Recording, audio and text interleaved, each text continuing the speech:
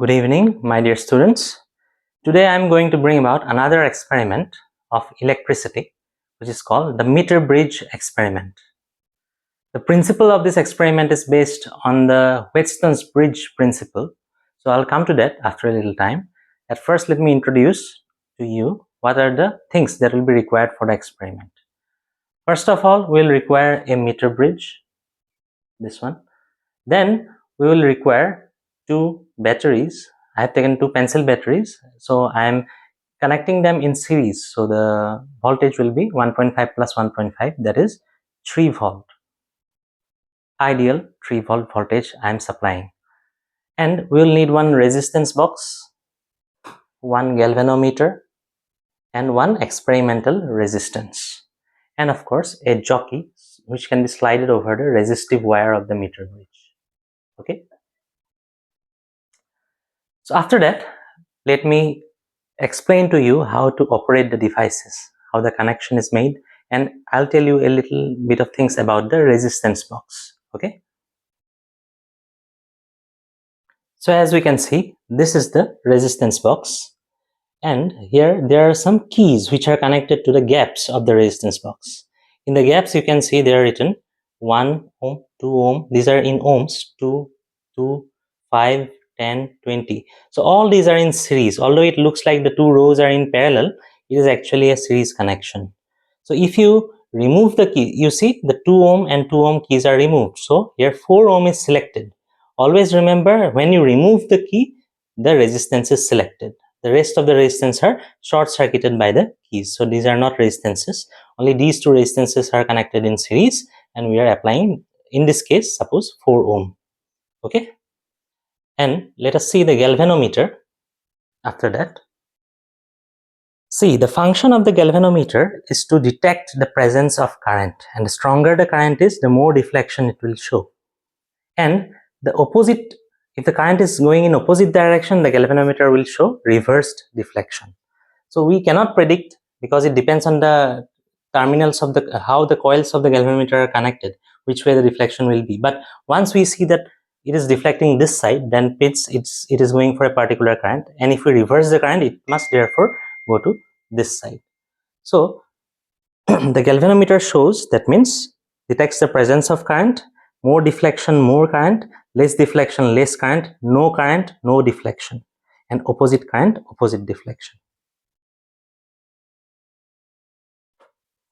Now you see, the principle of the meter bridge is based on the principle of Wheatstone's bridge. In Wheatstone's bridge, what did we do? We took 4 resistances like this.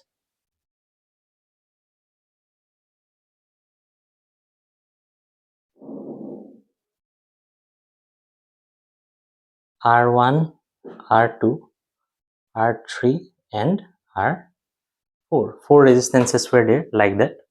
And there was one galvanometer in the middle, in this arm, and in this arm there was a battery with a key. Of course, I am not showing you the key in this experiment, and I am connecting it directly. You can use the key in examination.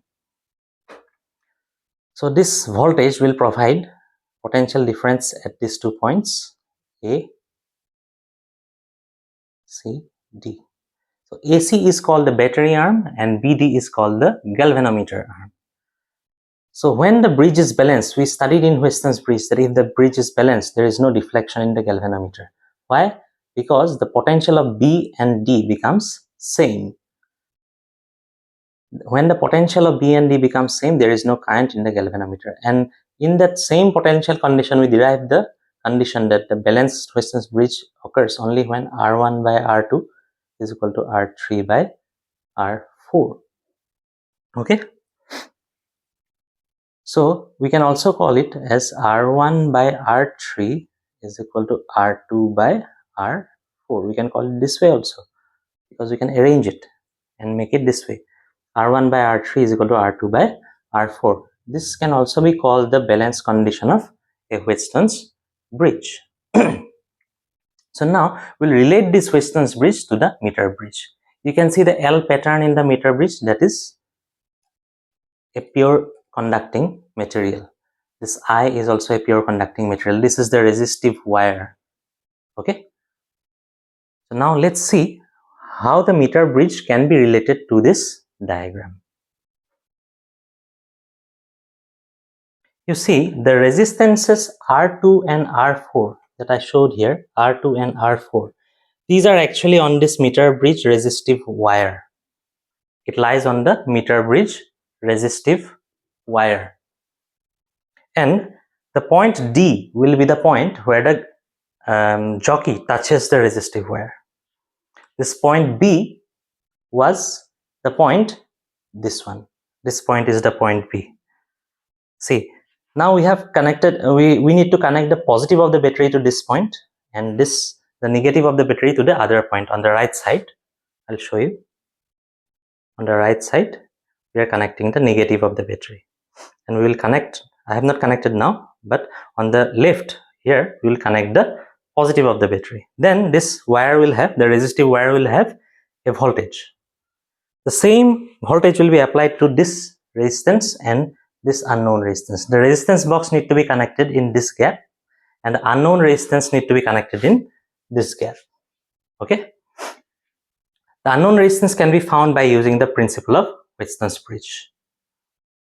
So now we'll make the connections. I'll show you how to make the connections.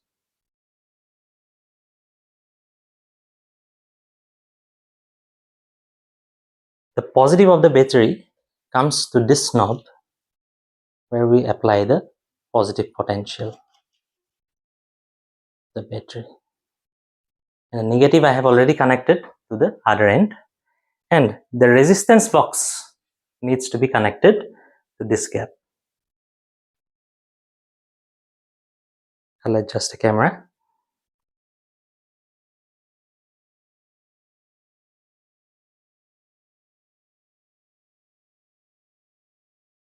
The resistance box needs to be connected in this gap. You can adjust this knob and connect it in between, connect the wire in between. So now the resistance box is connected in the gap, in the left gap. The resistance box is considered to be the known resistance because we know what resistance we are applying in the resistance box. And the unknown resistance is connected over here. Here the unknown resistance is connected in this gap. The resistance does not have any polarity, so you can connect any terminal to any terminal here. But once you have connected, this will have positive potential because it is coming from the positive side of the battery. This will have negative potential. Okay. Then we need to connect the jockey with the galvanometer. The galvanometer should be connected to the point B as I have showed here in this diagram. The point B, from point B the galvanometer is connected, and from the galvanometer we come to point D. And the galvanometer should show null deflection if it is balanced. Now the resistance of the resistance box and the unknown resistance, these are actually R1 and R3. And the length of the resistive wire on the left side of the jockey, once we touch the jockey, you see the galvanometer is showing some deflection once we are touching the jockey. And here it is the null point, you see. If I move the jockey to the left, the deflection is to the left. If I move the jockey to the right, the deflection is to the right. The connection, if it is correct, the galvanometer must show opposite deflection on opposite sides of the wire. See, I am sliding the jockey to both sides and it is showing opposite deflection. It means that the connection is correct. Now, let us bring it to the null point. Suppose it is here, you see.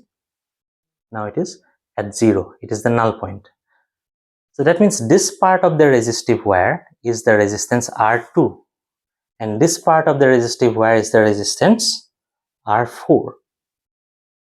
And this resistance box is the resistance R1 as I have already told, and that unknown resistance is the R3. Once the resistance box resistance and the unknown resistance ratio is equal to this length and this length, or the resistance of this part or the resistance of this part, the ratios become equal, then we get the null point. And from that formula, we can calculate the unknown resistance. See, Now I have obtained the null point at the position 43.5 centimeter. 43.5 centimeter it is. So let us show you the calculation part.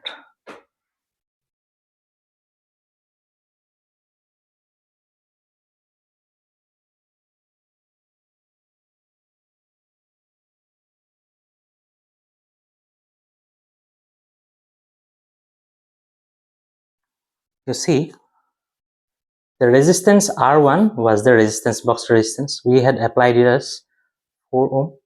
2 ohm and 2 ohm were connected in series. And the resistance unknown was unknown, so let us call it X. R3, we call it X. And the resistance of the wire on this side, we got it to be 43.5. So its resistance will be something proportional to 43.5. Let us call it 43.5 K. And the other side will be then 100 minus 43.5, because the total length of the resistive wire is 100 centimeter. It will be 100 minus 43.5 K. So K and K will obviously get cancelled. So X we can find by solving this equation, that is 100 minus 43.5 by 43.5 into 4. So we'll get some resistance from this equation, and that will be the unknown resistance. You make this calculation and you will get the unknown resistance. Likewise, you have to change the resistance of the resistive box quite a few times, 4 or 3 times. You apply different resistances in the resistance box. Now, just like we have taken 4 ohm, you take 5 ohm, then again take 6 ohm, but it should be close values, not very far away, because the sensitivity of the bridge is more near the center of the bridge. So we apply close resistances. So we took 4, then take 5, 6 and 7, like that. So you'll get 4 readings, and from the 4 readings you'll calculate 4 unknown values which should come close, and the average of those 4 values will be your experimental value of unknown resistance. Okay, so this way we can calculate an unknown resistance with the help of a meter bridge. I hope it is clear. Thank you.